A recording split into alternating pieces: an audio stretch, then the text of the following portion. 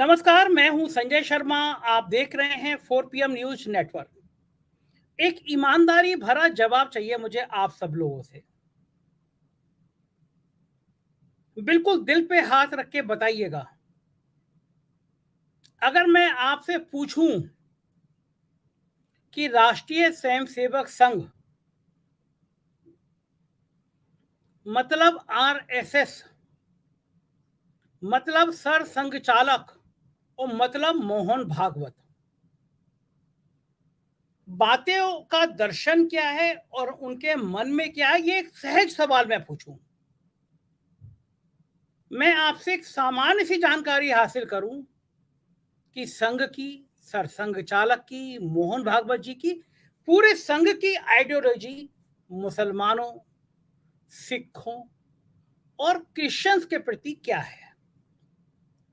मैं आपसे सहज भाव में पूछूं कि संघ के कार्यकर्ता, विश्व हिंदू परिषद के कार्यकर्ता, बजरंग दल के कार्यकर्ता, विद्यार्थी परिषद के स्टूडेंट, इनके प्रति चर्च, मस्जिद और गुरुद्वारों के प्रति क्या धारणा है, या दूसरे शब्दों में सिखों, मुसलमानों और ईसाइयों के प्रति क्या धारणा है।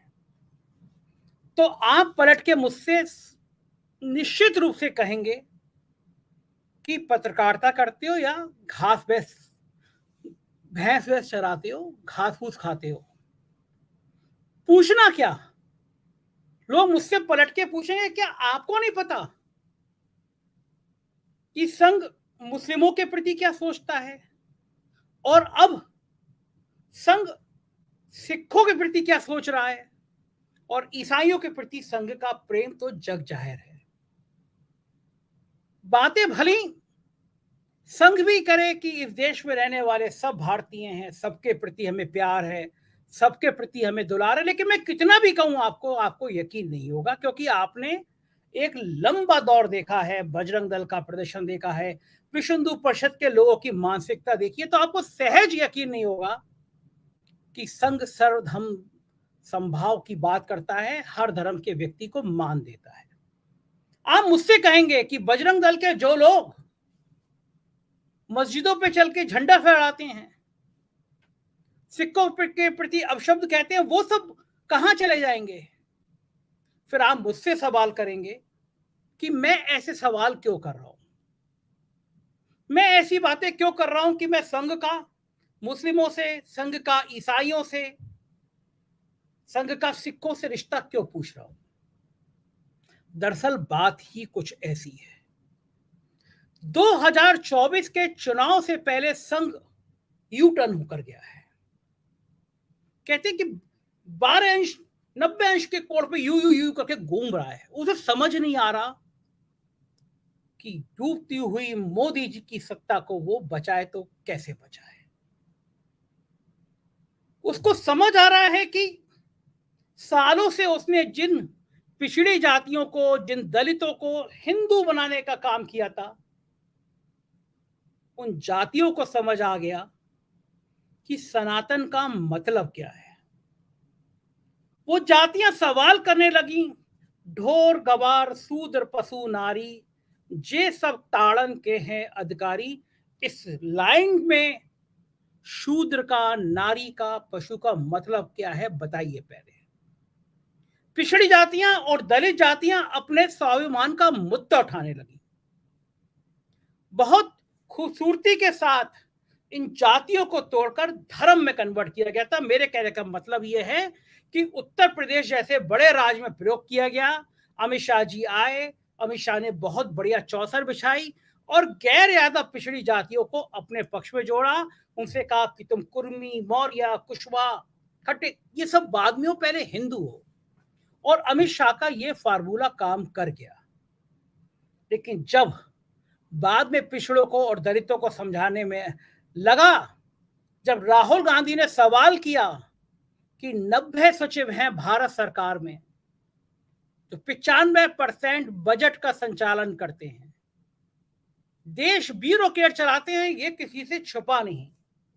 और जब राहुल गांधी ने सवाल किया कि इसमें पिछड़े सिर्फ 3 क्यों, तब पिछड़ों को समझ आने लगा कि दरअसल अब सत्ता अब तक उनका उपयोग करती हुई आई है और सवाल जातियों में बंटने लगा।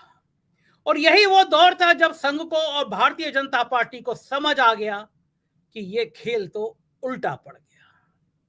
यही कारण है कि उत्तर प्रदेश में योगी आदित्यनाथ के धुर विरोधी कहे जाने वाले सुनील बंसल संगठन के पेच कसने के लिए आने लगे हैं और मोहन भागवत लंबा प्रवास उत्तर प्रदेश में करने लगे हैं।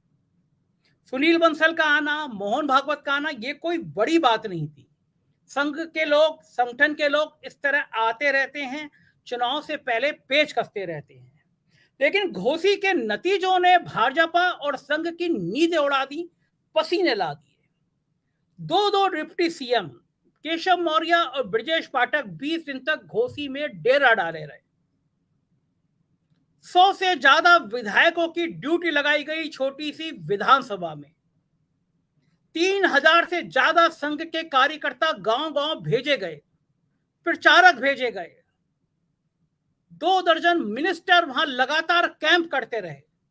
मेरी टीम के क्षितिज कांज, मेरा रिपोर्टर वहां पे लगातार घूमा। उसने कहा करोड़ों रुपया पानी की तरह बहाया गया, क्योंकि ये इंडिया बनाम एनडीए गठबंधन का पहला इम्तिहान था।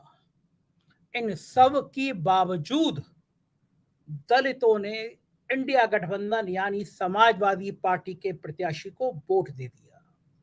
जो लोग कह रहे थे कि स्वामी प्रसाद मौर्य के इस ढोर गवार सूत पशु नारी के बयान के बाद ऊंची जातियां नाराज हो गई हैं, ब्राह्मण पंडित कायस्थ के वोट नहीं मिलेंगे, लेकिन घोसी ने दिखा दिया कि ठाकरों ने भी इंडिया गठबंधन के पक्ष में वोट किया और यहीं से संघ की चिंताएं शुरू हुई। संघ को लगा कि अगर उत्तर प्रदेश में 3 तलाक का मामला नहीं चल रहा, पसमानदा समाज नाराज है कि उसके नेता अतीक और उसके भाई अशरफ की जिस तरह कैमरों के सामने हत्या की गई, पसमानदा समाज समझ गया कि उसका क्या हश्र होने वाला है। संघ की चिंता थी कि अगर मुस्लिम एकजुट होकर वोट डालता है, अगर मुस्लिम एकजुट होकर अपना वोट किसी संगठन यानी कांग्रेस इंडिया गठबंधन को डाल देता है और ये पिछड़ी और दलित जातियां आकर उसके साथ खड़ी हो जाती हैं, तो उत्तर प्रदेश जिस राज्य से सबसे ज्यादा उम्मीदें संजो रखी है एनडीए गठबंधन ने, नरेंद्र मोदी जी ने, भारतीय जनता पार्टी ने, तो वो चूर चूर हो जाएगी। इसकी काट के लिए मोहन भागवत लखनऊ आए और फिर मोहन भागवत ने जो कहा उसकी किसी ने कल्पना नहीं की थी। मोहन भागवत ने अपने कार्यकर्ताओं से कहा कि तुम्हें चर्च में जाना है, तुम्हें गिरजाघरों में जाना है, तुम्हें मस्जिदों में जाना है, तुम्हें मुसलमानों से बात करनी है, तुम्हें सिखों से बात करनी है, तुम्हें क्रिश्चियन से बात करनी है और समझाना है। दरअसल समझाना सिर्फ राष्ट्रवाद नहीं है, समझाना कुछ और है। समझाना यह है कि राष्ट्रवाद के प्रेम का थोड़ा सा तड़का लग जाए, जिससे ये वोट एक मुश्त होकर इंडिया गठबंधन को ना चला जाए, जिससे ये वोट एक मुश्त होकर अगर सपा और कांग्रेस के अलायंस में चला जाता है, अगर दलित भी वहां चले जाते हैं, तो नरेंद्र मोदी जी की कुर्सी सपनों में ही रह जाएगी, दिल्ली की सत्ता दूर हो जाएगी। मोहन भागवत ने चर्च, गुरुद्वारों और मस्जिदों में जाने का क्या ऐलान किया, राजनीतिक गर्मी तेज हो गई। क्या फायदा होगा, क्या नुकसान होगा, ये देखने वाली बात है। और देखने वाली बात ये भी है कि इस बयान पर भरोसा किया जाए या ना किया जाए।